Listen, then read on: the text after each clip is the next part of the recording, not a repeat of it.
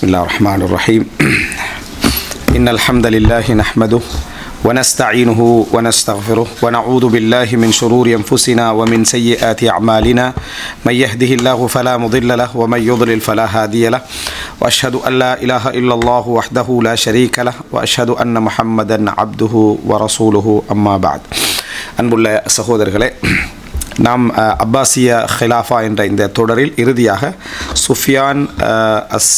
சுஃபியான் தௌரி ரஹிமஹுல்லா அவர்களுடைய வரலாற்றை நாம் ஒரு 3 பாகங்களாக தொடரேச்சியாக நாம் என்ன செய்தோம், நம்ம பார்த்தோம். அதுக்கு பின்னால் இன்ஷா அல்லாஹ் இன்றைக்கு இந்த அப்பாசிய ஹிலாஃபத்துடைய தொடரை எந்த ஒரு நமத்தில் எந்த ஒரு வடிவத்தில் நம்ம கொண்டு போவோம் என்ற அந்த பகுதியில் அப்பாசிய ஹிலாஃபத்தை பொறுத்த வரைக்கும் 132 ஆரம்பித்து 656 என்ன செய்யுது, ஹிஜ்ரியில் முடிகிறது.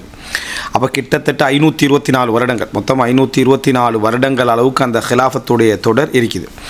அப்போ இந்த அடிப்படையில் 524 வருடங்களுடைய இந்த தொடர் நம்ம ஒவ்வொரு மன்னர்களாக நம்ம கொண்டு போனோம் அப்படி என்று சொன்னால் அது நிச்சயமாக 100 பாகத்தில் என்ன செஞ்சிடும், போய் அது முடிஞ்சிடும்.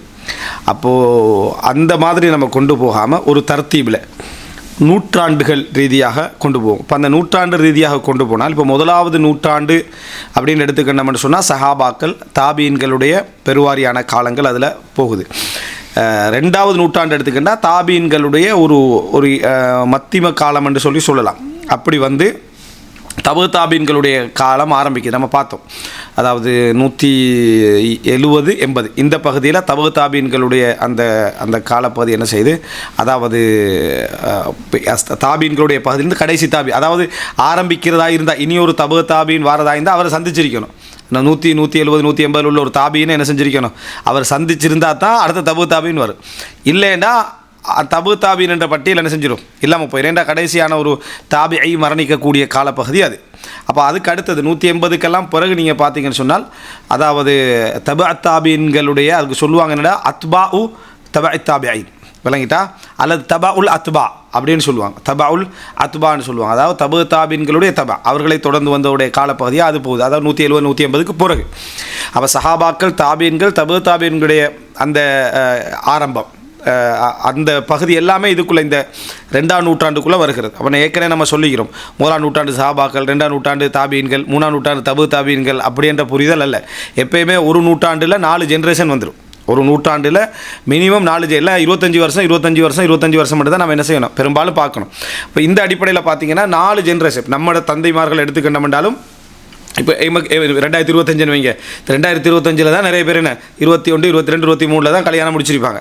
இப்போ இதை கல்யாணம் முடிச்சு பார்த்தீங்கன்னு சொன்னால் பிள்ளையும் பிறந்திருக்கு. அந்த பிள்ளை 25 ஆகுள்ள என்ன அந்த பிள்ளை கல்யாணம் முடிச்சிருவீங்க. அப்போ 50 சரியா. அப்போ ஒரு பிள்ளை வைத்து ஒரு 75 அந்த பிள்ளையும் கல்யாணம் முடிக்கும். அப்போ பார்த்தீங்கன்னா சரியா என்ன அந்த நூற்றாண்டு முடிகிற டைமில் 4 ஜென்ரேஷன் என்ன செஞ்சிடும், அதில் கடந்துடும்.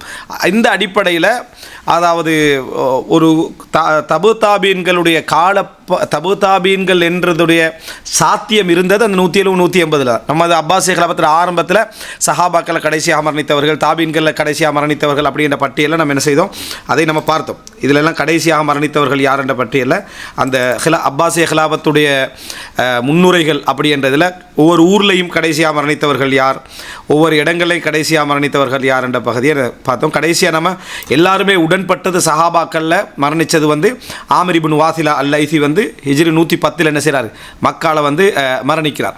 அப்போ ஒரு 111 ஒருத்தர் பிறந்தாருண்டா, இல்லைண்ணா 110 100 ஒருத்தர் பிறந்திருந்தா கூட அவருக்கு சந்திக்க சான்ஸுகள் குறைவு. அப்படியே ஒருத்தர் சந்திச்சா கூட ஒரு 105 பிறந்திருந்தார்னா அவர் தாபீன்களாக இருக்க சான்ஸ் குறைவு. ஏன்னா அந்த சஹாபி மௌத்தாகிட்டார். அப்போ ஒருத்தர் தாபீன் என்ற சான்ஸ் எடுக்கணும்னா இந்த காலப்பகுதி தான் என்ன எடுக்கணும். இதே மாதிரி தான் அதாவது அப்போ 110 என்றது தான் ஒரு தாபீன்களுடைய முடிவு காலம். அது சொல்லப்போனால் தாபீன் என்ற பட்டியலுக்குள்ளே அதுக்கப்புறம் யாரும் வரமாட்டாங்க.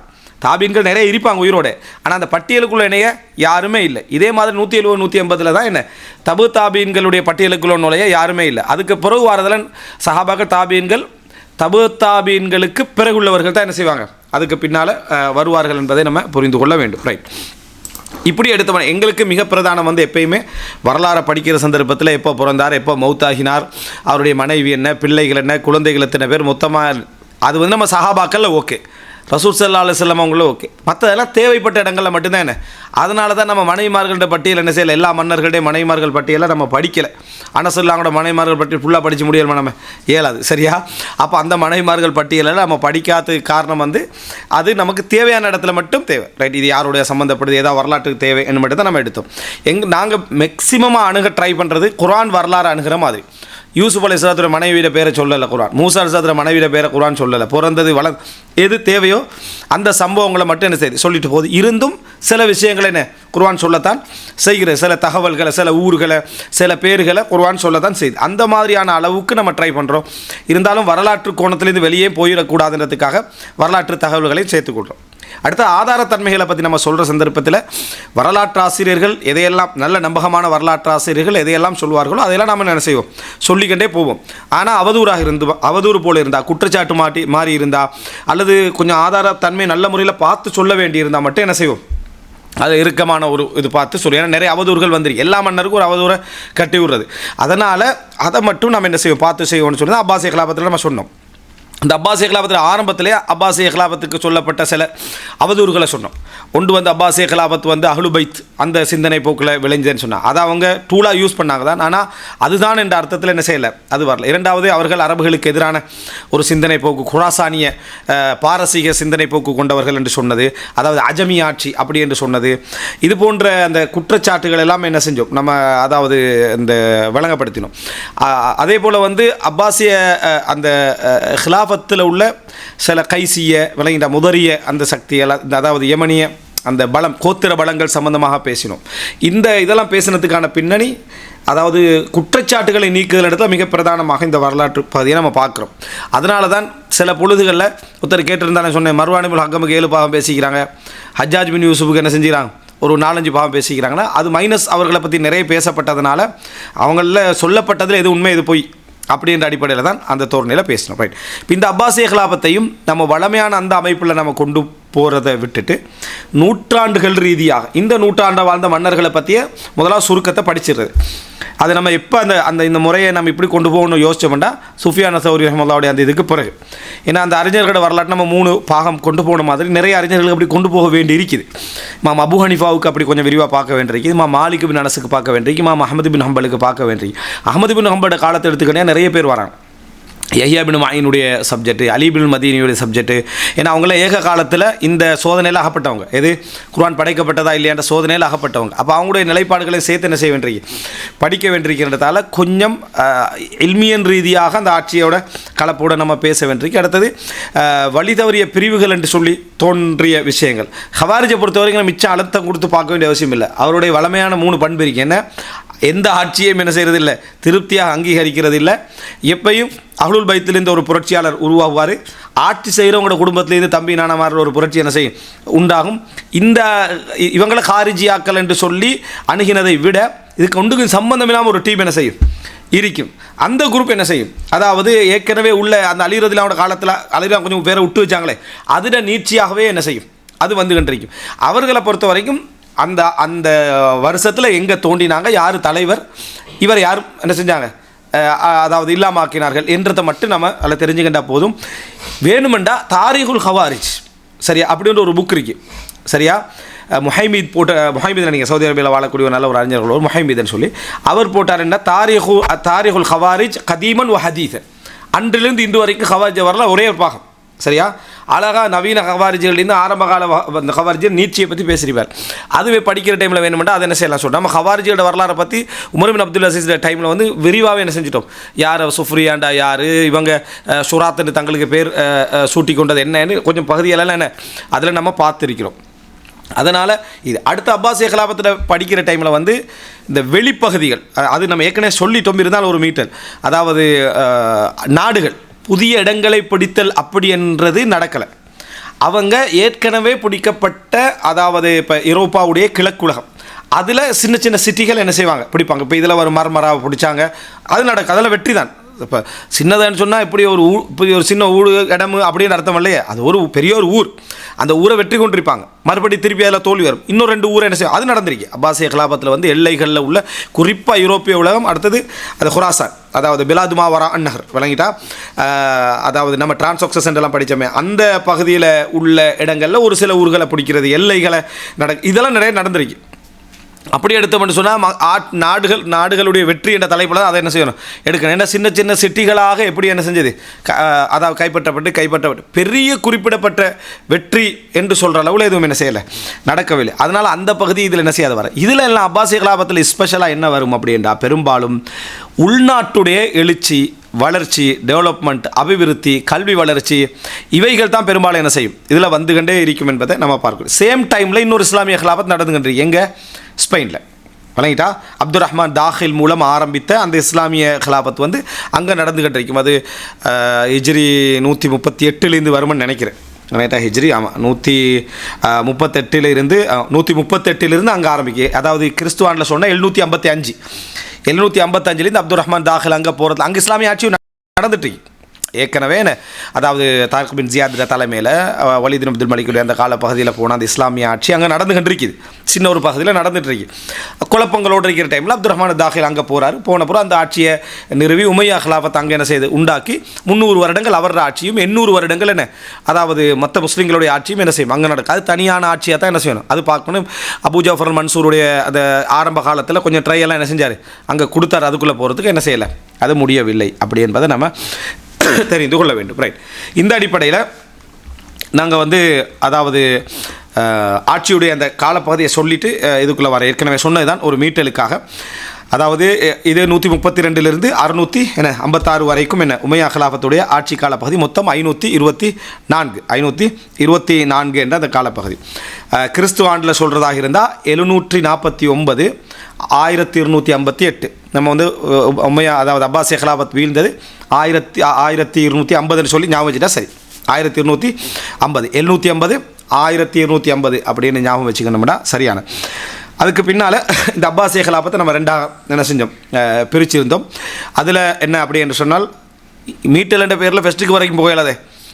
அதனால் இந்த அளவோட பின்னாடி இல்லை. நான் எங்களுக்கு இன்னொரு ஆசை வரும். அந்த முகம்மது விளங்கிட்டா, அப்புறம் அவர் பின்னால் அந்த இப்ராஹிமுக்கு மற்ற அப்துல்லா இந்த அப்துல்லா அப்படி பண்ணோம்னா அது மறுபடியும் திருப்பி ஃபஸ்ட்லேருந்து என்ன செய்யணும் அதை பேசணும். அப்பாசிய கலாபத்தை ரெண்டாக பிரித்து கொள்வாங்க. உண்டு பலமான அஸ்ருல் குவா, 37 ஆட்சியாளர்கள் வராங்க. அஸ்ருல் குவா பலமான ஆட்சியாளர் 10 பேர். 132 அதாவது 247 வரைக்கும், 132 247 ஹிஜ்ரி வரைக்கும். அது வந்து வஹிய மர்ஹல குவ வசைத்தரத்துல் குலஃபா, அதாவது ஆட்சி பலமாக இருந்த காலப்பகுதி. இது ஒரு காலப்பகுதி. இரண்டாவது வந்து தௌலத்துல் அப்பாசியா அத்தானியா, ரெண்டாவது. இது எப்படின்னா 247 656 வரை. இதற்குள்ள பலவிதமான அதாவது என்னது புவைஹுயன்கள், அது போல் என்ன சல்ஜூக்கியர்கள் இப்படின்னு சொல்லுவாங்க. அதாவது சில குடும்பத்தினுடைய ஆட்சி பலம் என்ன செய்யுது உள்ளுக்க வந்து அப்பாசிய கலிஃபாக்கள் இருக்கிறாங்க. ஆனால் பேரளவில் மன்னர் அப்படின்ற மாதிரி இருப்பாங்க.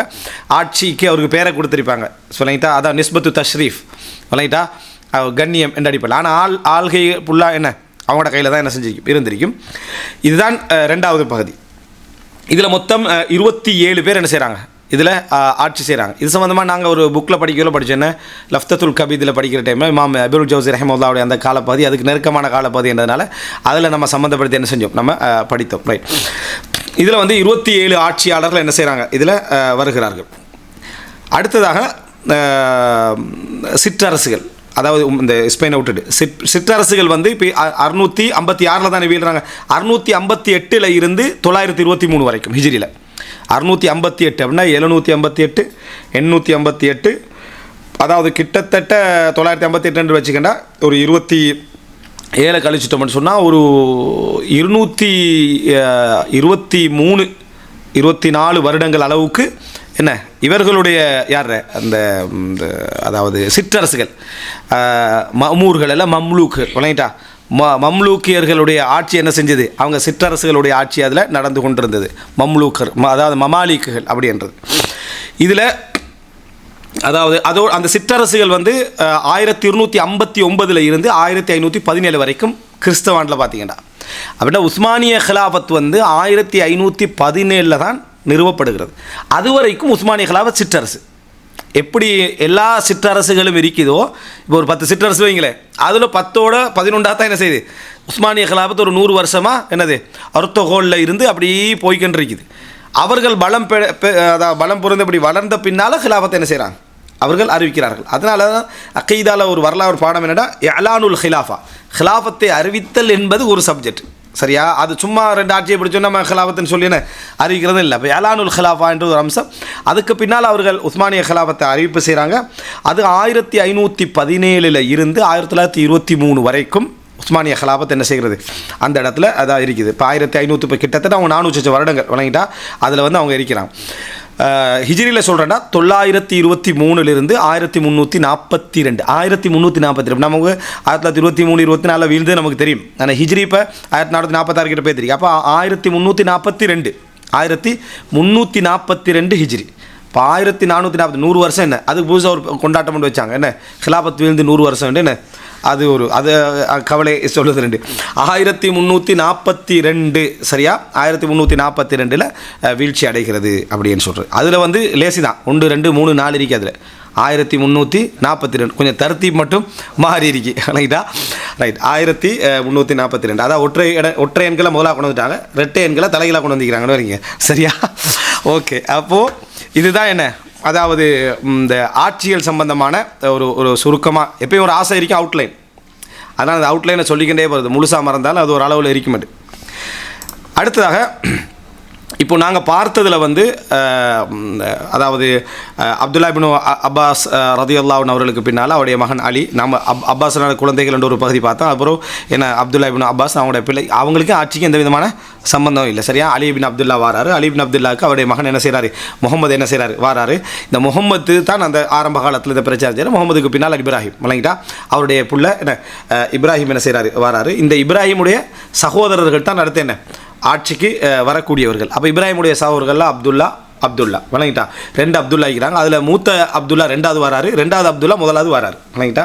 அபுல் அப்பாஸ் சஃபாக் வந்து இளையவர், ஆனால் அவர் 1வது வரார். அதுக்கு ஒரு காரணம் என்ன சொல்கிறாங்கன்னு சொன்னால் அபு ஜஃபர் மன்சூருடைய தாய், அதாவது முகமதுக்கு பல மனைவி இருப்பாங்களே, அவரோட தாய் வந்து பர்பரியா, அதாவது இந்த மொரோக்கோ ஸ்பெயின் இந்த பகுதியை சேர்ந்த ஒரு பெண்மணியாக இருந்தாங்க. அடிமைகளாக வந்தவங்க திருமணம் முடித்து அவங்க விடுதலையாக்கி அப்படி பிறந்த பிள்ளைன்றதுனால அது கொஞ்சம் தரத்தீபுகளில் அப்படி கொஞ்சம் தரத்தீபுன்னா அடிமை அதனால் பிள்ளை அதில் குடும்பத்துக்குள்ளே செல்வாக்கில் ஒரு வித்தியாசம் ஒன்று இருக்கும் தானே, அந்த செல்வாக்கு வித்தியாசத்தில் அவர் 2வதாக என்ன செஞ்சார் வந்தார் என்று சொல்லப்படுது. அப்போ எல்லாம் இப்ராஹிம் அப்துல்லா, அதாவது அபுல் அப்பாஸ் சஃபா, அதே போல் அபு ஜாஃபர் மன்சூர் எல்லாமே ஒரே தரத்தீபில் வரக்கூடியவர்கள் முகமது பிள்ளைகளில். அப்போ இந்த இடத்துல அதாவது அவர் என்ன நினைச்சார்னா, அதாவது இந்த இப்ராஹிமுடைய மரணத்துக்கு பிறகு அவருடைய வாப்பாவுடைய சகோதரர் தான் வருவதாக அவர் நினைச்சிருந்தார். அவர் யார், அப்துல்லா இப்னு அலி, முகமது பின் அலியுடைய சகோதரர். அவர் நினைக்கிறாரு முகமதுடைய மகன் இப்போ ஆட்சியிட விஷயங்களை கவனித்து கொண்டிருந்தாலும் இவருடைய மரணத்துக்கு பின்னால் எனக்கு என்ன செஞ்சிடும் வந்துடும் முகமதுடைய சகோதரர் நினைக்கிறார். அந்த அப்துல்லா இப்னு அலி தான் அபு ஜஃபர் மன்சூருடைய ஆட்சி கால பகுதியில் புரட்சி என்ன செய்கிறார் அதாவது எனக்கு கிடைக்கிற ஆட்சி என்று சொல்லி அதை புரட்சி செஞ்சார். பிறகு அந்த புரட்சி என்ன செஞ்சது அடக்கப்பட்டது அப்படின்றதெல்லாம் நாம் அபு ஜஃபர் மன்சூர் இதில் பார்த்தோம். அப்போது இப்ராஹிமுக்கு பிறகு அபுல் அப்பாஸ் சஃபா வராரு. அடுத்தது இப்ராஹிம் தான் இமாம் என்று சொல்லப்படும். அப்புறம் அபுல் அப்பாஸ் சஃபா, அவருடைய பேர் அப்துல்லா. அவர் 4 வருஷங்கள் என்ன செய்கிறார், 32 36 வரைக்கும் அவர் ஆட்சி செய்கிறாரு. அதுக்கு பின்னால் 36க்கு இவர் ஆட்சிக்கு வராரு. ஆட்சிக்கு வந்து 58 வரைக்கும் என்ன செய்கிறார் யார், அபு ஜாஃபர் அல் மன்சூர் என்ன செய்கிறாரு ஆட்சியில் வைக்கிறார். நம்ம சுஃபியான தௌரி ஏக காலத்தில் பார்த்தது என்னன்னு சொன்னால், சுஃபியான தௌரி மரணிக்கிறது வந்து 61 சரியா. அதை 161 என்ன செய்ய, நான் இடையில இந்த ஆண்டுகள் சொல்லிட்டு போகல, 1900 சொல்லிடுவேன் நான். அது பட இடத்துல அவதானிச்சு அதை டக்குன்னு 100க்கு என்ன செய்யணும் மாற்றிக்கலாம். 161 என்ன செய்கிறார், சுஃபியான தௌரி மரணிக்கிறார். இப்போ சுஃபியான தௌரி மரணிக்கிறார்டா, சுஃபியான தௌரி ரஹ்மத்துல்லாஹ் உமையா ஹிலாஃபத்தின் ஆட்சியையும் அப்பாசிய ஹிலாஃபத்தின் ஆட்சியில் வந்து இந்த இவர்கள் எல்லாரையும், அதாவது இமாமில் இருந்து, அதே போல் அபுல் அப்பாஸில் இருந்து, அந்த சஃபாஹில் இருந்து, அதே போல் மன்சூரில் இருந்து, அப்புறம் மஹதி வணங்கிட்டா மஹதி வரைக்கும் அவர் என்ன செய்கிறாரு, அதாவது இந்த முகமது அல் மஹதி சரியா, அவர் வரைக்கும் இவர் என்ன செய்கிறாரு அந்த ஆட்சி அப்படின்னா கிடைக்கிது. அதனால் மஹதிர கால பகுதியில் தான் அவர் கொஞ்சம் 3 வருஷம் மஹதி வந்து மஹதிர காலம் வரை கிடைக்கிது 3 வருஷம் தான். மஹதிர கால பகுதியில் கொஞ்சம் ஆட்சியோட பற்றி பேசினார்ன்ற பகுதியெல்லாம் என்ன செய்தி இறுதியில் வரக்கூடிய செய்தியை பார்க்குறோம். இதே மாதிரி தான் இமாம் மாலிக் பின் அனஸ் வந்து உமையா ஹிலாஃபத்துடைய ஆட்சியில் பிறந்தாலும் அவர் வந்து ஹாரூன் ரஷீதுடைய காலம் வரைக்கும் என்ன செய்கிறார் அவர் இருக்கிறார். அப்போ ஹாரூன் ரஷீத் 90 அதாவது கிட்டத்தட்ட 90 வரைக்கும் இருக்கிறார். அப்போ 90 காலப்பகுதி வரைக்கும் மாலிக் வந்து அப்போது அபு ஜஃபர் மன்சூரேம் அவர் மஹதி, அதுக்கு பின்னால் என்ன ஹாதி விளங்கிட்டா. அப்போ அதுக்கு பின்னால் ஹாரூன் ரஷீத் வரும் வரைக்கும் என்ன செய்கிறார் இருக்கிறார். அப்போது கிட்டத்தட்ட ஒரு 4 ஆட்சியாளர்களுடைய 5 ஆட்சியாளர்களுக்கு மெயினான 4 ஆட்சியாளருடைய காலப்பகுதி இமாம் மாலிக். அபு ஹனீஃபா பொறுத்த வரைக்கும் அவர் 80 பிறக்கிறார் சரியா? 80 பிறந்து 50 150 என்ன செய்கிறார், மரணிக்கிறார். அவருடைய பெருவாரியான 50 வருஷம் வந்து உமையா ஹிலாஃபத். அவருடைய 50 வருடம், கிட்டத்தட்ட 51 52 வருடங்கள் வந்து உமையா ஹிலாஃபத். பார்த்தீங்கன்னா 32 தானே, 32 அப்படின்னு சொன்னால் 52 வருடங்கள் உமையா ஹிலாஃபத்தில் தான் இருக்கிறார். அப்போ அவர் 50 மரணிக்கிறார் அப்படின்னு சொன்னால் கிட்டத்தட்ட ஒரு 17 வருடங்கள் விளங்கிட்டா, 17 18 வருடங்கள் தான் என்ன, அதாவது இதில் அதாவது இருக்கிறார். அதுவும் அபு ஜஃபர் மன்சூரோட காலம், அபு ஜாஃபருடைய மன்சூரோட காலம். இமாம் அபு ஹனீஃபா தான் நம்ம ஆரம்பமாக என்ன செய்யணும், எடுக்கணும். சுஃபியான் தௌரி ரஹ்மத்துல்லாஹ் எடுத்தது போல் அடுத்ததாக இமாம் அபு ஹனீஃபாவுடைய இதை எடுக்கணும். அபு ஹனீஃபா இமாம் சட்டப்படி தர்த்தீபில் எடுக்கிறதா இருந்தால் அபு ஹனீஃபா தான் ஃபஸ்ட்டு என்ன செய்யணும், எடுக்கணும். தாக்கம் சுஃபியான் தௌரியோட அழைப்புகள் அதிகமாக இருந்ததுனால அதை எடுத்துட்டேன். இமாம் அபு ஹனீஃபாவுடைய சப்ஜெக்டை நம்ம எடுக்கணும். அதுக்கு பின்னாலே இமாம் மாலிக் இப்னு அனஸுக்கு என்ன செய்யணும், வரணும். அதுக்கு பின்னால் தான் அடுத்தடுத்த என்ன, அதாவது இதுக்கு நம்ம என்ன செய்ய வேண்டி போக வேண்டி இருக்கிறது. ரைட். அடுத்ததாக வந்து இந்த அதாவது ஆட்சிக்கால பகுதி அப்படின்னு நம்ம இப்போ இதில் வருவதாக இருந்தால், நாங்கள் அபு ஜஃபர் மன்சூருடைய ஆட்சிக்கால பகுதியில் நடந்த குறிப்புகள்லாம் பார்த்துட்டோம். அவருடைய காலத்தில் நடந்த அந்த சுருக்கங்கள், அதான் ஆட்சிகள் அடக்கினது, ஹவாரிஜுடைய சப்ஜெக்ட், அதுபோல் அபு முஸ்லிம் அல் ஹுராசானி, இதெல்லாம் என்ன நம்ம அதாவது அபு சலம் அல் ஹல்லால், இதை செய்தியெல்லாம் அவருடைய ஆட்சி கால பகுதியில் என்ன செஞ்சிட்டோம், சுருக்கமாக நம்ம அவருடைய ஆட்சியில் என்ன ஸ்பெஷல் அப்படின்றத பார்த்துட்டோம். ஆனால் ஒரே ஒரு அவருடைய ஆட்சியில் நம்ம பேசுகிறதா அந்த எஞ்சி இருப்பது அறிஞர்களோட தொடர்பட்ட செய்திகளும் மதீனத்து சலாம் என்ற பக்தாதை கட்டி எழுப்பின அந்த செய்தியும் தான் நம்ம என்ன செய்யணும், பார்க்க வைக்கணும். இன்ஷா அல்லாஹ் இந்த தொடரில் அதை சுருக்கமாக பார்த்துருவோம் இன்ஷா அல்லாஹ். இதில் அதாவது முதலாவது இப்போ நம்ம இந்த தொடரில் பார்க்க இருக்கக்கூடிய ஆட்சியாளர்கள், இப்போ அதாவது இந்த தொடர்னு சொன்னால் இந்த நூற்றாண்டுக்குரிய ஆட்சியாளர்கள் அப்படின்னு நீங்கள் பார்த்தீங்கன்னா, நம்ம அதாவது அப்பாசிய ஹிலாஃபா அப்படின்னு எடுத்துக்கிட்டேன். அதாவது இந்த நூற்றாண்டு மொத்தமாக எடுத்துக்கொண்டால், அதாவது இதையும் சொல்லிக்கொள்வோம், அப்போ தான் கொஞ்சம் ஒரு தர்த்தீபில் சிறப்பாக இருக்கும்.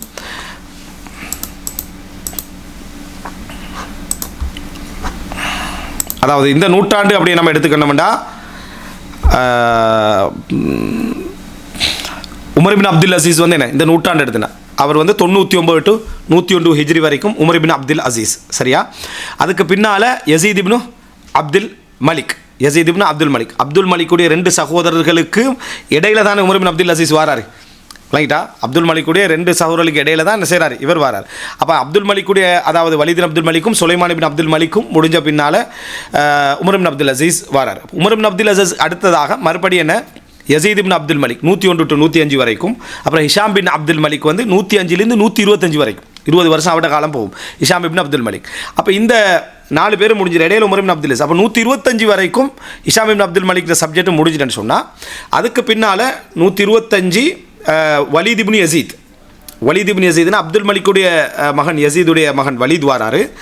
அது வலீத் சானி, 2வது வலீத் வாராரு. இவர் 125 to 126 வரைக்கும் என்ன செய்கிறார், ஆட்சி செய்கிறாரு.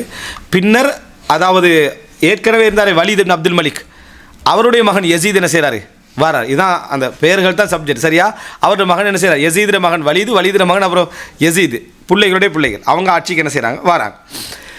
இவர் 126 126 தான், அந்த ஒரு வருஷத்துக்குள்ளே என்ன செய்கிறார், இது முடிஞ்சிடும். அதுக்கு பின்னால் இப்ராஹிம் இப்னு, அதான் ஏற்கனவே உள்ள வலீத் இப்னு அப்துல் மலிக் இருக்கிறாரு, அவருடைய மகன் இப்ராஹிமும் வாரார்.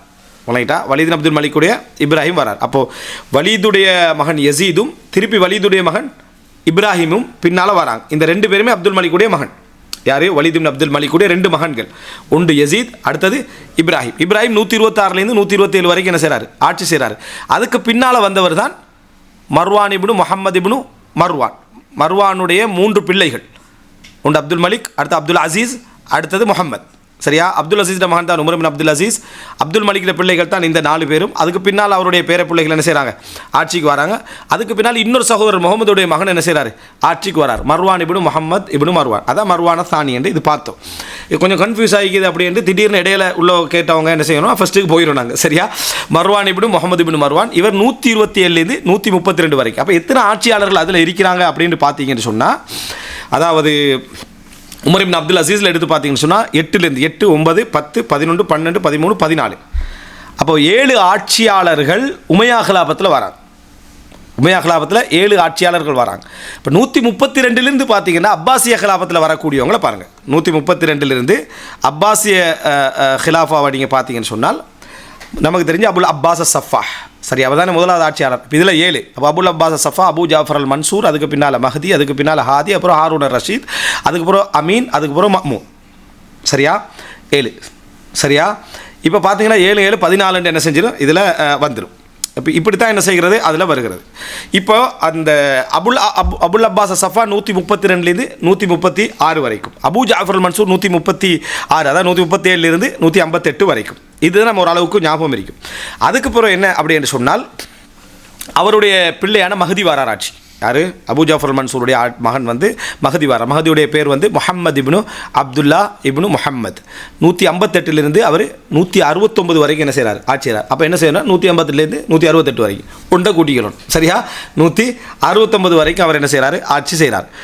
அடுத்ததாக மூசா, முதலாவது முகமது பின் அப்துல்லா இப்னு முகமது 158 169, 158 69 வந்து முகமது பின் அப்துல்லா இப்னு முகமது. சரியா? அதான் யார்? அது அபு ஜாஃபர் மன்சூர் மகன். அதுக்கு அடுத்தது வந்து அவர் என்ன செய்கிறாருன்னு சொன்னால் அவருடைய மகன் மூசாவை என்ன செய்கிறாரு? நியமிக்கிறார். அவருடைய மகன் முதலாவது ஹாதி என்ன தானே வரும்? இங்கே நீங்கள் மகதியை போட்டுக்கணும். மலைக்கிட்டா இங்கே என்ன செய்யணும்? மகதியை போட்டுக்கணும். அதுக்கப்புறம் என்ன செய்கிறாரு? ஹாதி என்ன செய்கிறாரு? வாராரு. இப்போ அவர் தான் மூசா. அவர் தான் என்ன செய்கிறார்? மூசா. அதாவது அபு ஜாஃபர் அல் மன்சூருடைய மகன் வந்து மஹதி.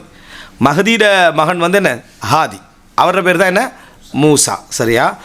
இந்த மூசா வந்து 169லிருந்து மிச்ச நீண்ட காலம் இல்லை, 170 என்ன செஞ்சிருந்தாரு? அவர் வந்து மரணிச்சிட்டார் 1 வருடம். இந்த 170 அந்த அதாவது முகமது பின் அப்துல்லா அவருடைய மகன் ஹாரூன் என்ன செய்கிறாரு? வாரார். சகோதரர் வழங்கிட்டா முகமது பின் அப்துல்லாவுடைய மகன் வந்து ஹாரூன் என்ன செய்கிறார்? வாரார். அதாவது இந்த மஹதியுடைய மகன். சரியா? மஹதியுடைய மகன் என்ன செய்கிறாரு? வாரார். ஹாரூன் அர் ரஷீத் என்ன செய்கிறாரு? வாரார். அப்போ சகோதரர் என்ன செய்கிறார்? ஆட்சிக்கு வாரார். அப்போ இவருக்கு ரஷீத் தான் பிரபலி. அவங்க எல்லாம் பட்ட பேரோடு தான் என்ன செய்வாங்க? இருப்பாங்க. இந்த ஹாரூன் இப்படி முகமது பின் அப்துல்லான்னு வரும். பேர்கள் அப்படியே கொஞ்சம் அப்படி தான் இருக்கும். சரியா? அப்போது மஹதியுடைய மகன் முதலாவது மூசா வந்த பிறகு மஹதியுடைய சகோதரர் என்ன செய்கிறாரு? ஹாரூன் ஆட்சிக்கு என்ன செய்கிறார்? வாரார். தான் ஹாரூன் ரஷீத். இவர் 170 இருந்து 193 வரும் வரைக்கும் 23 வருஷம் கிட்டத்தட்ட அப்துல் மலிக் பின் மர்வான் மாதிரி, முஆவியா ரலியல்லாஹு அன்ஹு மாதிரி, அதுபோல் என்ன ஹிஷாம் மாதிரி அந்த ஒரு பெரிய ஒரு காலப்பதிவு வரைக்கும் கிடைக்குது. அபு ஜாஃபர் மன்சூர் கிட்டத்தட்ட அது மாதிரி தான் வணங்கிட்டா ஒரு பெரிய ஒரு காலப்பகுதி கிடைக்குது. அப்போது ஹாரூன் ரஷீத் ஆட்சிக்கு வந்த பின்னால் இவர் வந்து அதாவது இப்போ எங்களுக்கு ஆண்டு தான் இங்கே முக்கியம், 193 அவர் என்ன செய்கிறார்? அவர் மரணிக்கிறார். இந்த 193லிருந்து 198 வரைக்கும் ஒரு 5 வருட காலம். இந்த 5 வருட காலம் வந்து ஹாரூன் ரஷீதுடைய மகன் என்ன செய்கிறாரு? அவர் முகமது வாரார். இவர் தான் அமீன். மஹ்மூனெல்லாம் அவரோட பிள்ளைகள். சரியா? ஹாரூன் ரஷீதுடைய பிள்ளைகள் தான் அமீனும் மஹ்மூனும். அப்போ அமீன் வாரார். இந்த அமீன் வந்து அதாவது 193லேருந்து 198 வரைக்கும் என்ன செய்கிறார்? ஆட்சி செய்கிறார். அதுக்கு பின்னால் ஹாரூன் ரஷீதுடைய அடுத்த மகன் வந்து அப்துல்லா வாரார். வணங்கிட்டா அவர் யார்? மஹ்மூன். சரியா? இதை மறந்தாலும் பட்ட பேரை மறக்காம இது வணங்கிட்டா. அமீனுக்கு அப்புறம் என்ன செய்கிறாரு? மஹ்மூன் வாராரு.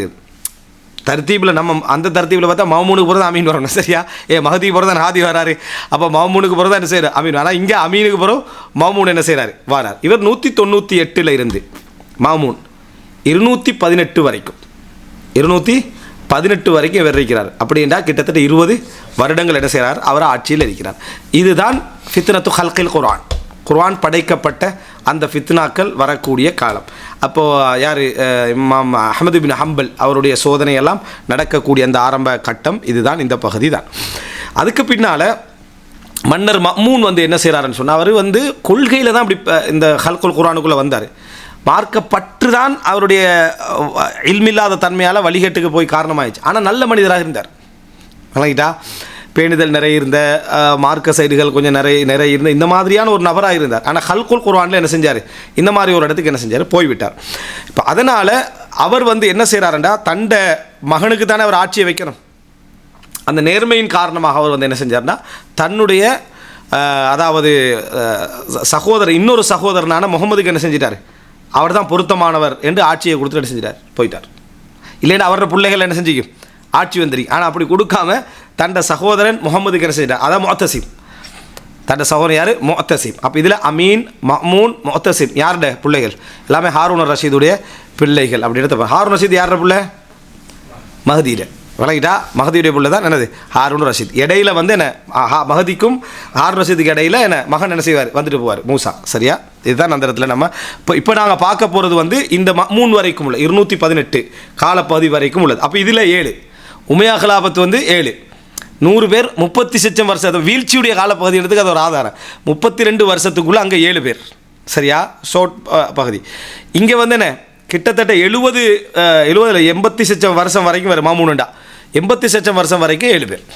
சரி, ஒரு நீண்ட காலப்பகுதி. அப்படித்தான் உமையா காலப்பத்தில் ஆரம்பம் என்ன செஞ்சிருக்கும், இருந்திருக்கும். இது நம்ம பார்ப்போம். மொத்தம் 14 குலஃபாக்கள் வந்து இந்த 118 வருஷத்துக்குள்ளே என்ன செய்கிறாங்க, 14 குலஃபாக்கள் என்ன செய்கிறாங்க, வந்துடுறாங்க. அப்போ இந்த ரசூல்லாங்க சொன்ன மாதிரி ஃபசதகூனு என்னது ஃபசயகூனு குலஃபா ஃபசதகூனு குலஃபா ஃபதக்துர், நிறைய குலஃபாக்கள் உருவாகுவார்கள், பின்னர் அவர்கள் என்ன அதிகரிப்பார்கள்.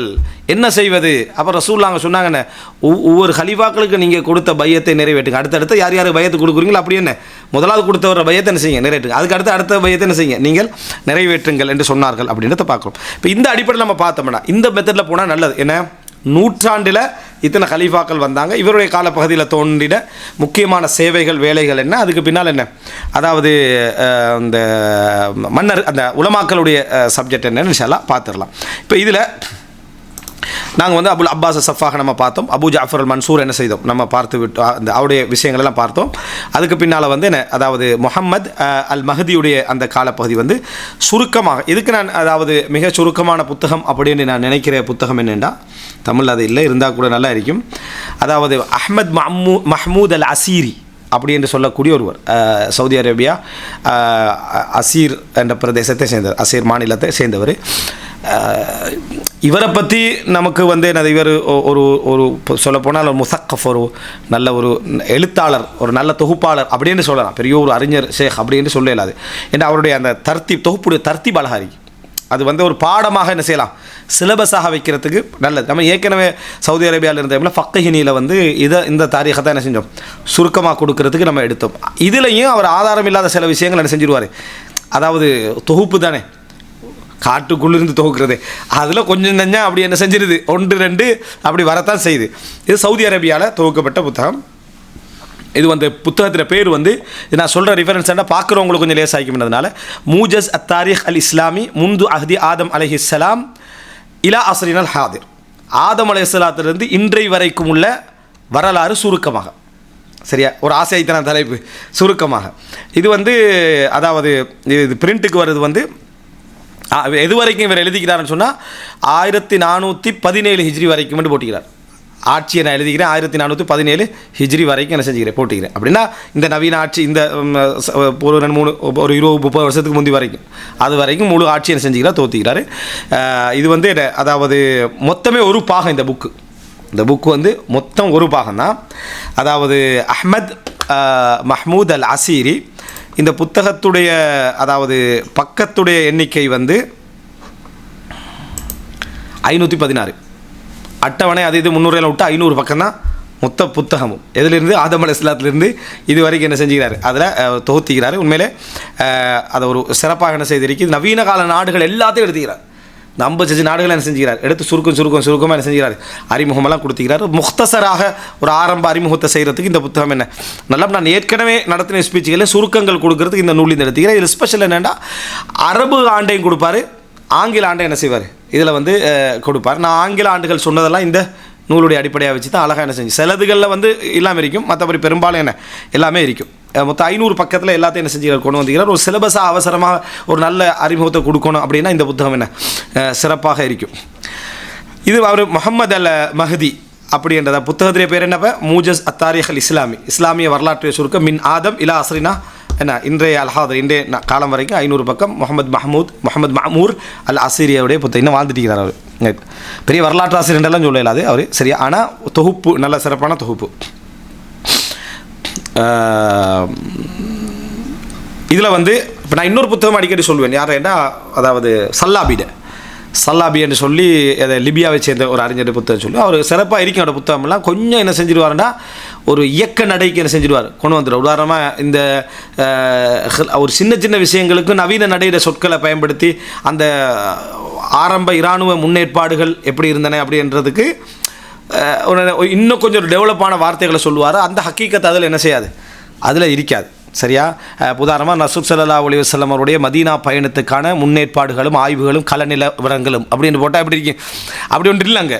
அந்த மாதிரியான சில விஷயங்கள் என்ன செய்வார், வஹீக்கு முன்னால் உள்ள சில கள நிறுவனங்களும் என்னது ரகசிய ஆலோசனை கூட்டங்களும் அப்படின்னா ஒரு இந்த இயக்க நடைக்கு கொண்டு வந்து போடுற மாதிரி என்ன செய்யும், அதை மட்டும் கொஞ்சம் என்ன செஞ்சிடணும், அதில் தவிர்த்துடணும். மற்றபடி அவர் அந்த அந்த இதெல்லாம் என்ன செய்கிறார், நல்ல சிறப்பான முறையில் என்ன செய்கிறார், அந்த ஆய்வுகள் எல்லாம் அவர் செய்கிறார். ரைட்.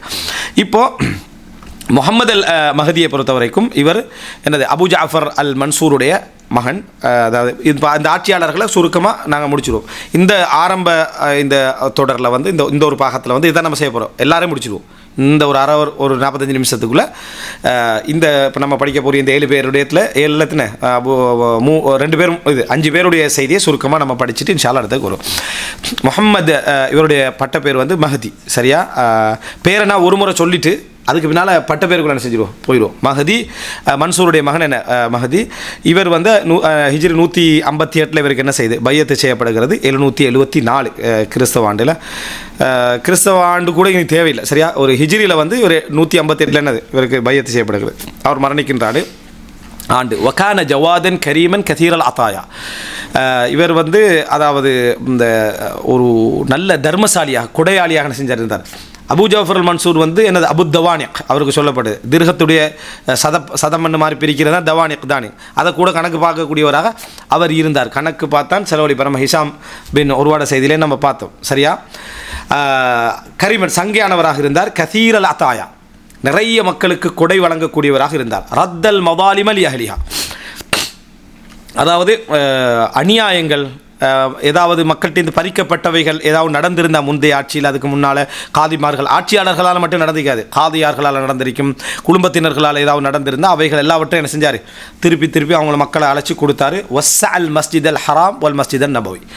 மக்கா மதீனால உமர் பின் அப்துல் அசீஸுக்கு பிறகு அதாவது இந்த விஸ்தரிப்பு இந்த மாதிரி பணிகளில் ஈடுபட்ட மிக கூடுதலாக ஈடுபட்டவர் வந்து இவர் தான். யார்? மஹதி தான். அதுக்கு பிறகு பிற்காலத்தில் தான் மஹதி என்ன செஞ்சார், இதில் ஈடுபட்டார். மக்கா மதீனா இந்த ரெண்டையும் என்ன செஞ்சார், நிறைய விஸ்தீரணம் என்ன செய்தார். இவருடைய காலப்பகுதியில் அஹ்தாஸ் என்ற தலைப்பு போடுறாரு, நிகழ்வுகள். கானத்தில் அவுதா முஸ்தக்ரத்தன் ஃபிஹதி. அவனுடைய காலப்பகுதியில் வந்து நிலைமைகள் உள்கல நிலவரங்கள் எல்லாம் என்ன செஞ்சது, அமைதியான ஒரு போக்கில் தான் என்ன செஞ்சது. அவருடைய கல நிலவரங்கள் எல்லாம் 11 வருஷங்களும் சின்னவைகள் இருந்துக்கலாம், குறிப்பிடத்தக்க சொல்லத்தக்க இதுகள் என்ன செய்யலை இருக்கலாம், அமைதியாக. ஃபலம் தக்கும் ஹரக்காத்தும் துதுக்க சொல்லத்தக்க அமைப்பிலான எந்த விதமான அதாவது எதிர் நடவடிக்கைகளும் என்ன செய்யலை இருக்கல. அதான ஒரு ஆட்சியாளருக்கு பெரிய நிம்மதி. நாட்டை டெவலப் பண்ணணும்டா ஆட்சியாளருக்கு பெரிய நிம்மதியாக தான். ஒரு நாட்டை டெவலப் பண்ண இயலாது. அதாவது ஒரு மன்னருக்கு எதிரான சிந்தனை போக்கில் இந்த இது நம்ம கவனத்தில் கொள்ளணும். இப்போ நம்ம உலக நாடுகள் ரீதியாக நம்ம பார்க்குற சந்தர்ப்பத்தில் உலக நாட்டை அவங்க எப்படி பார்ப்பாங்கன்னா, நாட்டை டெவலப் பண்ணுறான், நாட்டு மக்களுக்கு என்ன செய்கிறான், கல்வியை கொடுக்குறான், நாட்டு மக்களுக்கு மருத்துவம் கொடுக்குறான், வீதிகளை விஸ்தரிக்கிறான், பாலங்கள் அமைக்கிறான், நீர்நிலைகள் அமைக்கிறாங்க, ஃப்யூச்சரான இது அதை விதவைகளை கவனிக்கிறாங்க, அனாதைகள், இதான் அடுத்த மக்கள் பார்ப்பாங்க. முஸ்லீம் நாடுகளுக்குள்ளே என்ன நடக்கும் அப்படின்னா அதெல்லாம் அவன் செஞ்சுட்டு இருப்பான், அதை பார்க்க மாட்டான். பார்க்காம பார்த்தீங்களா அவர்களை சரியா அது இப்படி செய்து விட்டார்கள், இப்படி செய்து விட்டார்கள், அது கட்டாயம் பார்க்கணும். ஒரு ஆட்சியாளர்லாம் கட்டாயம் பார்க்கணும், அவர் மார்க்க ரீதியாக என்ன செய்கிறாரு அப்படின்னு பார்க்கணும், சந்தேகம் இல்லை. ஆனால் டெவலப்மெண்ட்டு பார்த்தா அநியாயம்ட்டு பார்த்தா ரசூலுல்லாஹ் எல்லா ஹதீஸ்லையும் என்ன வருதுண்டா, இன் துரிப வஹ்ருக் வ உஹித மாலுக், அடிக்கப்பட்டு உன் சொத்து எடுக்கப்பட்டாலும்ன்றது. மக்கள்கிட்டேருந்து சொத்துக்களை பறித்து எடுத்தாலும்ன்றது தான். ஆனால் மக்களுக்கு இங்கே அப்படி இல்லை. பெரும்பாலான இடங்கள்லாம் நல்ல முறையில் மக்களை என்ன வாழ வச்சு நல்ல முறையில் கொடுத்து தான் இருக்கிறது. ஆட்சியுடைய சிஸ்டத்தில் தான் சில விஷயங்கள் பிரச்சனைகள் இருக்கும், அதில் தான் சில மார்க்க ரீதியான விஷயங்கள்ல இதுகள் இருக்குது, இதெல்லாம் கட்டாயம் கவனிக்கணும். ஆனால் ரசூலுல்லாஹ் சொல்லிட்டாங்க, இணை வைப்பு ஏகத்துவம் நிலைநாட்டப்படுது, தொழுகை நிலைநாட்டப்படுதுன்னா மற்றவைகளை சிறப்பான முறையில் சீர்திருத்தத்தான் நம்ம முயற்சி எடுக்கணும். இல்லைன்னா என்ன நடக்கும்டா, இவங்க போய் அதை சீர்திருத்த போய் எல்லா விஷயங்களும் அடிபட்டு போயிடும். அவர் உள்நாட்டு கழகத்தை அடக்கிறதுலையே பெருங்கவனம் செலுத்த வேண்டி வரும். உள்நாட்டு கவனத்தை அதாவது கழகத்தை அடக்கிறதுலே பெருங்கவனம் செலுத்த வேண்டும். அன்றைய காலத்துலலாம் பார்த்தீங்கன்னா மன்னரிட அகீதாவுக்கு உலமாக்கல் இல்லை என்றதுனால சிலரை சிறை பிடிச்சிக்கிறாங்க. இன்றைக்கு அந்த பிரச்சனையும் இல்லை. மன்னர் அக்கீதாவில் இல்லாட்டி கூட நீ வேறு அக்கீதாவில் இருந்துட்டு போ, அது பிரச்சனை இல்லைன்ற சுதந்திரமும் இருக்குது. சரியா? அப்படி அந்த மாதிரி ஒரு பிரச்சனை ஒன்று இன்றைக்கு என்ன இல்லை, அந்த அக்கீதாவில் தான் இருக்கணுன்ற பிரச்சனை ஒன்று இல்லை. ஆட்சிக்கு எதிரான வேலைகளை என்ன செய்யாத பார்க்காதேன்னு இருக்குது. ஆட்சிக்கு எதிரான வேலையை பார்க்க வேண்டிய அவசியமும் இல்லை. எது பிழையோ அதை கண்டிக்கணும். அது யாரும் பிள்ளைன்னு சொல்லலை. விபச்சாரம் கூடாதா மிம்பரில் கண்டிங்க, விபச்சாரம் கூடாதுன்னு கண்டிங்க, சரியா? எதெல்லாம் கூடாதோ அதெல்லாம் கூடாதுன்னு கண்டிக்கிறதுல எந்த பிரச்சனையும் என்ன இல்லை. ஆனால் தூண்டுற அமைப்பில் எதிர்க்கிற அமைப்பில் இருக்கக்கூடாது. ஏன்னு இதை சொல்கிறேன்டா, நாட்டு ஹரத்தை டெவலப் பண்ணுற வேலைக்கு போகிறதா இருந்தால் அது அபூ ஜஃபர் அல் மன்சூர் இப்படி தான். அந்த மதீனத்து சலாமை கட்டோண்டு இறங்கிடுவார். அதுக்குள்ளே ஹவாரிஜ் டீம் 3 நாள் கிளம்பிடும். கடைசியில் இடையில நிறுத்திட்டு போவார். அது 45 ஆரம்பிச்சுட்டு இடையில நிறுத்திட்டேனே அதை அடக்கிறதுக்கு போவார். அப்போ ஒன்றுமே என்ன செய்யலாது, டெவலப் பண்ண இல்லாத ஒரு கட்டத்துக்கு என்ன செய்யும் அது வரும். அப்போ அதுதான் இவருடைய காலப்பகுதியில் கொஞ்சம் ஒரு சுஃபியான தௌரியே போய் பேசுகிற அளவுக்கு வந்ததுன்னா இதன் காரணமாக அவர் என்ன ஒரு அளவில் அமைதியான ஒரு நடவடிக்கையில் இருக்கிறார் அப்படின்றதுனால். அடுத்தது இவருடைய காலப்பகுதியில் இவர் அகீதாவுக்கு எதிரானவர்களை மிக கூர்ந்து பார்த்து அடக்கினார். அஸ்ஸனாதிகாக்கள் என்று சொல்லப்படக்கூடிய, குறிப்பாக ஜிந்தீக்குகள் என்று யாருக்கு சொல்லப்படுறன்னு சொன்னால், இந்த மார்க்கத்தை கணக்கெடுக்காமல் அல்லது மார்க்கத்தை புறக்கணித்து அல்லது மார்க்கத்தை ரீப்ளேஸ் பண்ணி இன்னொரு மார்க்கம் என்ற அமைப்பில் நடக்கக்கூடியவங்களுக்கு தான் ஜிந்தீக்ன்ற. ஜிந்தீக்ன்றது அரபு சொல்லல்ல, ரைட், அஜமி சொல்லு. அது அரபு படுத்தப்பட்டு யூஸ் பண்ணப்படுறது. அதனால் இந்த ஜிந்தீக்ன்றது பொதுவாக நெருப்பு வணங்கிகளுக்கு ஆரம்பமாக என்ன ஒளியை நெருப்ப வணங்கக்கூடியவர்களுக்கு இந்த ஜிந்தீக் என்ற வார்த்தை உபயோகப்படுத்தப்பட்டது. இது இந்த நூலில் வரக்கூடிய விஷயம், சரியா? இது பாரசீகத்திலிருந்து பெறப்பட்ட ஒரு வார்த்தை. இது ஆரம்பத்தில் மஸ்தக், நாங்கள் மஸ்தக்கியான்னு படித்தோம், ரைட்டா? ஹுர்ரமியா மஸ்தக்கியான்னு சொல்லி அந்த ஆரம்பத்தில் அவர் எல்லாமே என்ன உலகத்தில் எல்லாமே எல்லாருக்கும் சொந்தம் என்று சொல்லி மன்னர் வரைக்கும் போவாரே, அந்த நபர்களுக்கு பயன்படுத்தப்பட்டு வந்த சொற்களில் ஒன்று தான் இந்த, அதாவது என்னது, ஜிந்தீக்ன்றது. இந்த மஸ்தக்கியா தான் இன்றைக்கு மெசோகிசம் அப்படி என்று என்ன செய்வாங்க, உளவியலில் சொல்லுவாங்க. மெசோகிசம் என்ற தன்னைத்தானே வருத்தி கொள்வதில் மகிழ்ச்சி அடைதல், விளங்கிட்டா? தன்னைத்தானே அதாவது இந்த வருத்தி கொள்வதில் மகிழ்ச்சி அடைதல். இன்னொன்று சொல்லுவாங்க, அடுத்தவர்களுக்கு நோவினைப்படுத்தி சந்தோஷப்படுறது ஒரு சொல்லொன்றைக்கு, சரியா? இது அதாவது இது தன்னைத்தானே வருத்தியன சந்தோஷப்படக்கூடிய அந்த மஸ்தக் என்ற சொல்லலின் தான் இது வருது. அப்போ இதை நீங்கள் பார்த்தீங்கன்னு சொன்னால், அது நீங்கள் அடித்து பார்த்தீங்கன்னா அதுக்கு எதிர்கருத்து என்னன்னு சொல்லி ஆங்கிலத்தை. அப்போது இது பாரசீகத்திலிருந்து பெறப்பட்ட சொல்லு தான். இந்த மஸ்தக்கியா கொள்கையிலிருந்து இந்த ஜனாதிகாக்களை இவர் என்ன செஞ்சார்? ஜனாதிகாக்கள் நீங்கள் யார் கேட்டாலும் என்ன சொல்லணும்னு சொன்னால் இதுதான். அதாவது இந்த மஸ்தக்கியாவுடைய இந்த கொள்கை பிறப்பு, அதாவது மார்க்கத்தை ரீப்ளேஸ் பண்ணி இன்னொரு மார்க்கத்தை என்ன செய்கிறது அங்கே கொண்டு வர்றது. அதை பார்த்தீங்கன்னா எல்லாமே ஹலால்ன்ற மாதிரி எல்லா வேலையும் செய்யலாம், எதுவும் செஞ்சுக்கலாம். ஆனால் மார்க்கத்தில் போர் வேலை தான் என்ன செய்யும் இருக்கும். முனாஃபிக்குகளுக்கு ஜிந்தீக் என்று சொல்லப்பட்டது இந்த அடிப்படையில் தான். அவங்கள்ட்ட ஒரு உள் மார்க்கம் ஒன்று இருக்கும், வெளி மார்க்கம் ஒன்று இருக்கும் என்ற அடிப்படையில் தான் ஜிந்தீக் என்று சொல்லப்பட்டது. ஆனால் அசலில் ஜிந்தீக் என்ற சட்டப்படி யாருக்கு பொருத்தம்னா ஏத்திஸ்ட்டுகளுக்கு, ரைட்டா? ஏத்திசம், அதாவது கடவுள் கொள்கை மறுப்பாளர்களுக்கு தான் இந்த ஜிந்தீக் என்ற சொல் பொருத்தம். ஆனால் அவங்களுக்கு பயன்படுத்தப்படாத காரணம் அவங்க மார்க்கம் என்று சொல்கிறதில்லை. இவர்கிட்ட எப்படி இருக்குமெண்டா ஏத்திசம் இருக்கும், மார்க்கத்தில் பேரால் என்ன செய்யும், இவர்கிட்ட ஒரு இல்ஹாத் என்ன செய்யும் இருக்கும், யாரும் ஜிந்தீக்கு. அப்போ அந்த அடிப்படையில் தான் சில வழிகட்ட கொள்கைகளுக்கும் ஜனாதிகாக்கள் ஜிந்தீக்கள் என்று பயன்படுத்தப்பட்டது. இது அதாவது பின்னர் ஒவ்வொரு பிதஅத்வாதிகளுக்கும் ஒவ்வொரு ஏத்திஸ்டுகளுக்கும் இந்த வார்த்தை இதனால தான் உபயோகப்படுத்தப்பட்டது அப்படின்னு சொல்கிறாரு. அதே போல் இலக்கியவாதிகளில் ஒழுக்கங்கெட்ட வாழ்க்கையை ஆதரித்து பேசக்கூடியவர்களுக்கும் இந்த ஜிந்தீக் என்ற வார்த்தை என்ன செஞ்சது, உபயோகப்படுத்தப்பட்டது. இதில் மஹதி அப்பாசிய ஹலீஃபாக்கள்லையே ஜனாதிகாக்களை ஜனாதிகாக்களுக்கு சிம்ம சொப்பனம்னு சொல்லுவாங்களே, அப்படி இருந்தவர் யார்? இவர் தான். அவர்களை தேடி தேடி அவர்களுக்குரிய தண்டனைகளை வழங்கி அவர்களை என்ன செய்தார், அடக்கினார். தனது மகனுக்கும், அதாவது ஹாதி, அதாவது மூசாவுக்கும் என்ன செஞ்சார், இதை வசியத்தாக சொல்லிட்டு போனார். ஹாதியும் அதே மாதிரி என்ன செஞ்சார், தனக்கு இருக்கக்கூடிய அந்த பகுதிக்குள்ளே என்ன செஞ்சார், அப்படி நடந்து கொண்டார். இதுதான் அவருடைய காலப்பகுதியில் நடந்த அக்கீதாவுடைய விஷயத்தில் இவர் இருந்து தெரியும். அப்படின்னா அவர் அஹ்லுஸ் சுன்னா வல் ஜமாஅத் அக்கீதாவில் இருந்தார். பிதஅத்வாதிகள் மற்ற விஷயங்களுக்கெல்லாம் என்ன செஞ்சார், அதாவது மறுப்பு கொடுக்கக்கூடிய வந்தார். இப்போ இதில் நம்ம இதெல்லாம் சொல்லப்படுறதுலாம் அக்கீதா மன்ஹஜ் சார்ந்த அக்கீதாவுடைய விஷயங்கள் தான். மசாயில் ஃபிக்ஹியால் அவர் வேறொரு என்னது பெரும்பாலும் மசாயில் ஃபிக்ஹியால் அப்பாசிய கிலாஃபத்தில் பெரும் செல்வாக்கு செலுத்தினால ஹனஃபிகள் தான், ரைட்டா? அவங்க அதை மார்க்கமாக ஹனஃபி தான் மதுபுன்னு அவங்க அறிவிச்சிருக்கல. ஆனால் அவங்க தான் என்ன செஞ்சாங்க, ஒரு கூடுதல் செல்வாக்கோடு அவர்கள் இருந்தார்கள். அபு யூசுஃபின் காரணமாக நம்ம படித்தோமே, அபு யூசுஃப், ரைட்டா?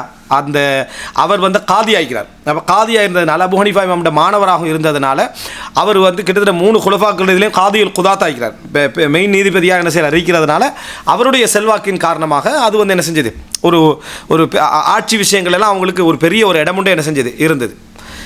இவர் அடுத்தது ஹவாரிஜிகள். அதாவது ஹவாரிஜிகளை பொறுத்த வரைக்கும் அல்ஜீரியாவில் இவருடைய காலப்பகுதியில் அல்ஜீரியாவில் அப்போ வந்து அல்ஜீரியாவுக்கு வந்து தாஹர்த் அப்படின்ற பேர், சரியா, அல்ஜீரியா, அல் ஜசாயர். இதில் வந்து அது ஒரு மற்ற என்ன நாட்டு பகுதிகளில் ஒரு இடமாக அதை என்ன செஞ்சுருந்தது. இன்றைக்குள்ள அல்ஜீரியா அல் ஜசாயரில் வந்து இபாதியாக்கள் என்ன செய்கிறாங்க, உருவாகிறாங்க. இன்றைக்கு ஒமானில் இருக்கக்கூடிய அந்த இபாதியாக்கள் அப்துல்லா இப்னு இபாதை ஃபாலோ பண்ணக்கூடியவர்கள் அங்கே உருவாகிறாங்க. சரியாக ஹிஜ்ரி வந்து 160 என்ன அவங்க வந்து காமத் தௌலத்து தனி ஆட்சி ஒன்று என்ன செஞ்சுட்டு அங்கே உருவாகிவிட்டது அவர்களுக்கு. அப்போது அது அங்கே உருவாகியது. இவர் அதுக்கு எதிராக சின்ன சின்ன நடவடிக்கைகள் எடுத்திருப்பார். ஆனால் ஒழிப்பதற்காக கிடைக்கலன்னா மிச்சம் அது ஸ்பெயினுடைய போர்டரில் போய் என்ன செய்யுது, அது நிற்கிது. ரைட். அடுத்தது இந்த கிழக்கு ஐரோப்பாவில் குறிப்பிடத்தக்க வெற்றிகளை அவர் என்ன செஞ்சார், அடைந்தார். அப்படின்னா சின்ன சின்ன சிட்டிஸ்கள் என்ன செஞ்சார், வெற்றி அடைந்தார். அதுக்கு பின்னால் வந்து என்ன அந்த படையுடைய தளபதியாக அந்த நேரத்தில் இருந்தது அவரது மகன் ஹாரூன் ரஷீத். அந்த அதாவது ஆட்சிக்கு வந்தவர் தான் நம்மளுக்கு மன்னர்மார்கள்லாம் தெரியும். ஆட்சிக்கு முந்தைய அவங்க படைத்தளபதிகளாக யுத்த காலத்தில் எல்லாம் இருந்து வணங்கிட்டா ஆட்சிக்கு வந்து நல்ல சுகமாக இருந்துக்கிட்ட ஒரு படையிலையும் போகிறதில்லைன்றது. ஆனால் மகன்மார்கள் எல்லாருமே வந்து இப்போ நம்ம இதை பேசுகிறல மன்னருக்கு சார்பாக பேசுகிற ஒரு பட்டியலில் பேசுகிறோம். அப்படி இல்லை, ஹக்கீக்கத் யதார்த்தத்தை விளங்கணும் என்பதற்காக உள்ளுக்கு என்ன இருக்கு யதார்த்தத்தை உங்களுக்குரிய நியாயத்தை பேசுகிறத விரும்புகிறது மாதிரி அவங்களுடைய யதார்த்தத்தை என்ன செய்யணும், பேசணும் என்பதற்காக. அவங்க படைத்தளபதியை அனுப்பி என் மகன் போயிடுவாருன்னு பயப்படணுமே, சரியா, எங்கே அனுப்பி வச்சுக்கிறாரு, அதாவது கிழக்கு ஐரோப்பிய நாடுகளுக்கு கொண்டு போய் என்ன அந்த போர்டரில் யுத்தம் செய்கிற அளவுக்கு அவர் படைத்தளபதியாக அவர் என்ன செஞ்சார். அபு ஜஃபர் மன்சூர் அப்படி தான் என்ன செஞ்சார் இருந்தார். அவர் தான் படைத்தளபதியாக இருந்து அங்கே என்ன செஞ்சார், போனார். அதுக்கு என்ன சொல்லுவாங்கன்னா படைத்தளபதியாக அவங்கள வச்சுக்கிறது படையில் பிரச்சனை வந்து ஆட்சிக்கு எதிராக கிளம்பிடக்கூடாதுக்காக வேண்டி மாகாண கொண்டு வந்து வச்சிருந்தது, ஒன்றும் செய்யலாது, சரியா. இப்போ ஹாரூன் ரஷீத் வந்து இந்த படைகளுக்கு தளபதியாக இருந்து கிழக்கு ஐரோப்பாவில் என்ன செஞ்சார், அந்த இருந்தார். அப்போ 160 அல்ஜீரியாவில் ஹவாரிஜில் உருவாயினா இவர் குறிப்பிடத்தக்க வெற்றிகள் வந்து இந்த பகுதியில் மட்டும் கிழக்கு ஐரோப்பாவில் மட்டும் என்ன செஞ்சது, அது இருந்தது. அதாவது துருக்கியை ஒட்டி அந்த எல்லைகளில் அப்படின்ட்டு சொல்லப்போனால் எல்லாமே என்ன குஸ்தந்தீனியாவை சுற்றி உள்ள அந்த பகுதிகள், குஸ்தாந்தினியாவை சுற்றியுள்ள அந்த பகுதிகள். அந்த தொடர் எது வரைக்கும் போச்சு அப்படின்னா மர்மரா, இன்றைக்கும் அது மர்மரான்னு சொல்லுவாங்க, விளங்கிட்டா. அந்த மர்மராவுடைய கடல் ஓரம் வரைக்கும் என்ன செஞ்சது, அது போச்சு. அங்கனைக்கெல்லாம் பார்த்தீங்கன்னா என்ன, அதாவது கெஸ்பியன் கடலைக்கும் விளங்கிட்டா அதே போல் என்ன அல் பஹ்ருல் அஸ்வத் அல் பஹ்ருல் ஈஜி இதெல்லாம் வந்து அந்த பகுதியை சுற்றி தான் என்ன செய்ய இருக்கும். அதாவது யூனான் இந்த என்ன கிரேக்கம் இந்த பகுதியில் சுற்றி உள்ளது தான் அது. அந்த செக்ஷனை பற்றியே ஒரு தடவை நம்ம எடுக்கணும்னு சொன்னோம். அந்த ஏரியாவை சுற்றியுள்ள பகுதி குஸ்தந்தீனியாவை அதை சுற்றியுள்ள அது ஒரு தனி வரலாறு. அதை சுற்றித்தான் இன்றைக்குள்ள பல விஷயங்கள் என்ன செய்து நடந்து கொண்டிருக்குது. அடுத்தது வந்து இது அது மறுமை நாளுடைய முன்னறிவிப்பையும் குறித்து அதை தானே சொல்லுவாங்க. அடுத்தது இந்த பகுதி என்ன, அதாவது அதர்பைஜானிக்கு, அதாவது என்ன சொல்கிறது, குக்காஸ் பகுதிகள் இருக்கே, இந்த குக்காஸ் பகுதிகளுடைய அந்த இது அதாவது ஹொராசான் எடுத்த மாதிரி வடபாதை அர்மேனியா, ஜோர்ஜியா, விலகிட்டா இந்த பகுதியில் உள்ள இதுகளையும் கொஞ்சம் என்ன செய்யணும், நம்ம படிக்கணும். இதெல்லாம் ஒரு நல்ல இது ரெண்டு எப்படி படித்தா நம்ம அதாவது ஈரான், ஈராக், சிரியாவுக்கு வலதுக்கு இடதுக்குமான அந்த பகுதியை அப்படி அழகாக என்ன செஞ்சிடுவோம், நம்ம படித்து முடிஞ்சிடுவோம். அப்படி படித்தா தான் நமக்கு இன்றைக்கு எங்கே அதெல்லாம் இருக்கேன்னு தெரியும். இப்போ ஹர்ரான் இமாம் இப்னு தைமியா, ஹர்ரான் துருக்கி இமாம் இப்னு தைமியா, இமாம் இப்னு தைமியா துருக்கி நமக்கு சிந்தனையாக இல்லை. ஆனால் அவர் ஹர்ரானி தான் அவர், சரியா, அவர் துருக்கியை சேர்ந்தவர் இமாம் இப்னு தைமியா. ஆனால் அது அண்டைக்கு துருக்கியா இல்லையான்றது ஹர்ரான் இடத்த வச்சு தான் என்ன செய்யணும், நம்ம முடிவு எடுக்கணும். ரைட். இவர் வந்து அதாவது எம்ராத்தூர் ஒகஸ்தா அவரோட உடன்படிக்கை செஞ்சுக்கிட்டார். ஒகஸ்தாவோட என்ன செஞ்சாருன்னா அவரோட ஒப்பந்தம் பண்ணி இந்த சமாதானம் அடைந்து கொண்டார். எதுக்குன்னா ஜிஸ்யா, அவர் ஜிஸ்யா கட்டுவதாக அப்படின்னா போய் அந்த ஆட்சி பகுதியை என்ன செஞ்சுக்கிறார், பிடிச்சிக்கிறாரு. இது ஹிஜ்ரி 166 என்ன செய்யுது இந்த ஒப்பந்தம் நடக்கிறது. அப்போ இவருடைய பகுதியில் நம்ம சொல்கிறோம் குறிப்பிடத்தக்க வெற்றி ஒன்று என்ன செஞ்சிருக்கு, அந்த அவர் ஜிஸ்யா கட்டுற அளவுக்கு ஒப்பந்தம் வர அளவுக்கான ஒரு வெற்றி ஒன்று என்ன செஞ்சுக்கு நடத்தி. அவர் கஸ்ட் என்னென்னு சொன்னால் அவர் பெரும் பகுதியுடைய என்ன இங்கே கலீஃபா மாதிரி அங்கே அந்த இதில் என்ன செய்கிறார், அவர் இருக்கிறார். ரைட்.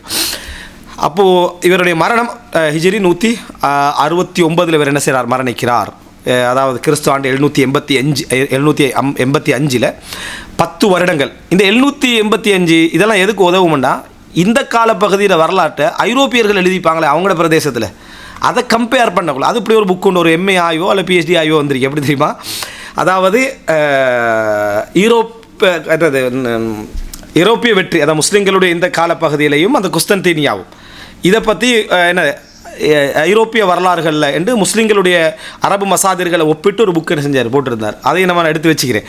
இன்னொரு இது பார்த்தேன் என்னென்னா பீசந்தியா அப்படின்ற இந்த பகுதியில் ஆட்சி செஞ்ச பகுதியை பீசந்தியானா சொல்லுவோம், பீசந்தியா ஆட்சி அப்படின்னு சொல்லுவோம். இந்த பீசந்தியாண்ட ஆட்சியை முஸ்லீம்களுடைய அரபு வரலாற்று வாசிப்பும் ஐரோப்பிய வரலாற்று நூல்களுடைய வாசிப்போம்னா அரபில் ஒரு இங்கிலீஷில் ஒரு புக் வருது, அது அரபுக்கு என்ன செஞ்சுக்கிறான், ட்ரான்ஸ்லேட் பண்ணிக்கிறான். இதில் படிக்கிறதால எங்களுக்கு என்னடா வரலாறு நிறைய பேர் புதிய ரோட்டு உருவாக்கி போகிறதுக்கெல்லாம் விருப்பமெல்லாம் இல்லை காட்டில்.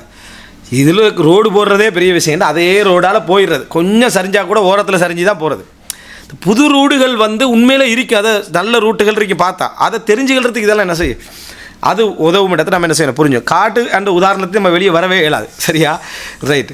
10 வருடமும் சில மாதங்கள் அவர் என்ன செய்கிறாரு, ஆட்சியர். அப்போ 158 இருந்து 168, 69, 169 வரைக்கும் 11 வருடங்கள் ஆட்சியர். இதுதான் அவருடைய வரலாறு சம்பந்தமான ஒரு சுருக்கமான பகுதி. இப்போ அடுத்த பகுதிக்கு தொடரும். هذا ما عندي والعلم عند الله وأقول قولي هذا وأستغفر الله لي ولكم والسلام عليكم ورحمة الله وبركاته. سبحانك اللهم وبحمدك أشهد أن لا إله إلا أنت أستغفرك وأتوب إليك.